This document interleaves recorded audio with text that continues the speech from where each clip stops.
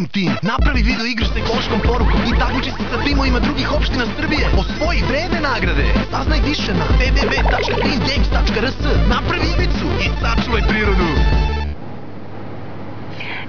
Ova najava koju ste malo čas videli, ovaj kratak najavni spot, itekako ima veze sa našom sledećom pričom, a to je kako i koliko osnovci i srednjoškolci Srbije doprinose rešavanju ekoloških problema u svojoj lokalnoj zajednici. Negde će se najbolje videti na Green Games nacionalnom takmičenju za najbolju video igru sa ekološkom porukom.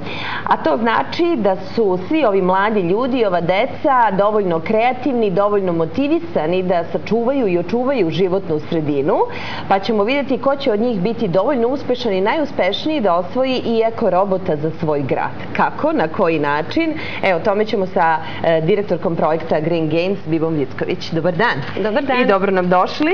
I hajde na početku samo da mi kažete kako izgleda ekorobot i zašto ga je dobro imati baš u svom gradu? Pa ekorobot je pre svega edukativno sredstvo, da kažemo ono sredstvo za učenje o ekologiji i prikupljanje reciklaže, a verovatno gledaoci znaju pticu roboti, a teko robotići su se već pojavili, ovde imamo jako puno, čak i 20 i nešto robota je Beograd dobio za svoje škole, tako da je to bila neka ideja da sad i gradovi Srbije ovog puta dobiju robotiće kao nagradu. Da, samo sam htela na početku da se podsjetimo tog fantastičnog projekta, dakle i ekorobota, zašto ga je korisno imati u svom gradu. Da li je tačno da ovo takmičenje uključuje preko 150 obrazovnih institucija u Srbiji? U koliko gradova? Znači imali smo dogovor sa 60 gradova, sa 60 lokalnih samouprava i priključilo se 150 škola. Nažalost, neće se učestvovati jer je zahtev jako veliki, tako da je za sada prijavljeno preko 85, a imamo 77 timova za sada prijavljenih. Vi ste tu negde te dogovore postigli još u decembru, ako se ne varam? Jeste. Znači imali smo 3 regionalne konferencije da bismo sa lokalnim samoupravama napravili taj jedan dogovor oko saradnje, jer nam je podrška lokalne samouprave doista neophodna za ovakav projekat. Oni podržavaju preko civilnog društva, preko lokalnih medija, se uključuju i pogotovo preko svojih kancelarija za mlade obrazovne institucije.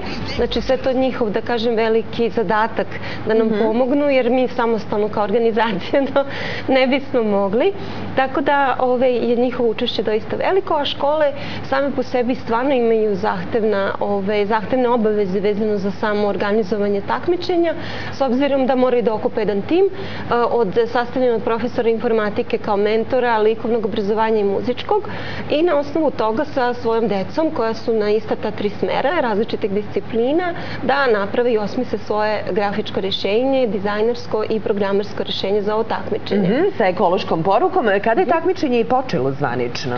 Počelo je 22. na seminaru koji smo imali na Građevinskom fakultetu, gde nam je jako puno pomogao Metropolitan univerzitet sa svojim stručnim timom koji razvija, znači radi development igara, i oni će prosto u toku ovih mesec dana dati svu svoju stručnu kadrovsku pomoć da bi profesori informatike imali na koga da se oslone tokom rešavanja tih problema, jer ovo je, da kažem, ipak prvo srpsko takmičenje u video igrama sa ekološkom porukom, što je stvarno, da, to je veliki poduhvat i za nas, a verujemo da smo i na Balkanu prvi, pa je to i neka, kako da kažemo, budućnost ovog programa. Apsolutno, jedan podstrek, ali i motivacija mladim ljudima je vrlo značajan edukativni projekat, pre svega kada je reč o očuvanju ekosredine, ali koliko uopšte vremena su oni imali, prosto da pojasnimo negde gledaocima, jer je reč o prvom takvom takmičenju, za osmišljavanje najboljih i najkreativnijih videoigrica?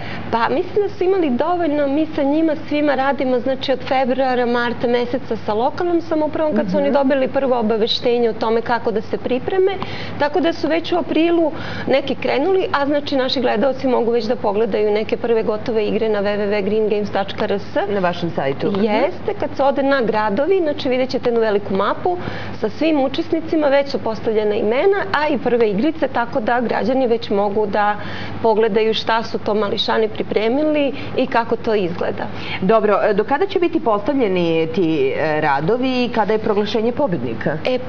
Ovako, do kraja juna meseca ćemo prikupljati radove. Znači, to im je neki, da kažem, krajnji rok za predaju radova kada počinje takmičenje, odnosno kada počinje glasanje. putem SMS poruka, što nam je omogućio Telenor kao besplatne poruke koje ko bude glasao, znači preko mreže 063 sa broja 6252, ta će donacija ići znači za pobednika takmičenja, odnosno novčana sredstva će osvojiti pobednik takmičenja, to je jedna od primamljivih nagrada. Ono što je bitno reći jeste da ovog puta pozivamo građane Srbije da pomognu svojim kreativnim mališanima. Što znači da svi možemo da glasamo? Jeste, zato što znači ako grad pobedi, jer oni predstavljaju svoj grad, osvojit će ove male zanimljive ekološke robote za svoj grad, a mališani će dobiti lične nagrade kao što su laptopovi, smartfonovi i ostale interesantne nagrade koje takođe mogu građani da pogledaju na sajtu, znači šta su nagrade. Gde idu sredstva prikupljena preko SMS poruka? Sredstva idu znači u Fond za obrazovanje talentovanih informatičara preko našeg udruženja koje ćemo mi dodeliti, znači na svečanoj dodali nagrada, a ovog puta želim isto stvarno da istaknem naš rad sa našim donatorima, to je USAID, Američka ambasada, Institut za održive zajednice, tu su nam pomogli SKGO i OEBS i Telenor fond takođe. Mogu da kažem da njihova stručno-kadrovska pomoć nije ovog puta bila bazirana samo na, eto, kako da kažem, privremenim rešenjima, nego su nam doista pomagali svih ovih 6 meseci sa svim svojim kapacitetima koje su mogli da nam omoguće i ja želim stvarno ovim putem da im se svima zahvalim, jer doista projekat je ogroman, ipak 60 gradova prijavljenih na ovako velikom konkursu sa tolikim brojem mališana talentovanih je doista jako veliki. Tako da je bilo potrebno prikupiti zapravo i okupiti što veći broj donatora, što znači da ste zadovoljni negde odzivom. Pa jeste, mogu to da kažem, doista svako je pomogao na način na koji je mogu da pomogne. Neko je dao sredstva kao donator, neko je dao sredstva kroz svoj, kako da kažem, network ili sistematično, mislim, pomaganje u smislu kapaciteta svojih, kao što je Ministarstvo životne sredine i Ministarstvo nauke i prosvete. Znači, oni su nam pomogli kao strateški partner, tako da svako je učestvovao na način na koji je mogu da pomogne i da podrži ovo takmičenje. Da, i samo bih na kraju da pomenemo, jer zaslužuju to, još jednu školu iz Ivanjice koju ćete dodeliti.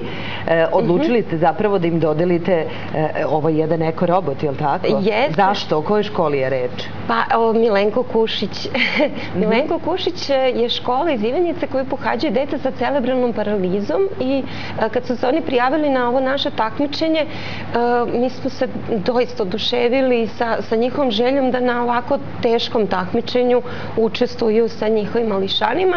To smo predstavili našim donatorima i svi su se saglasili da jedan mali robot bude njihov, kako da kažem, svakodnevni stanar njihove škole, na što su oni doista oduševljeni.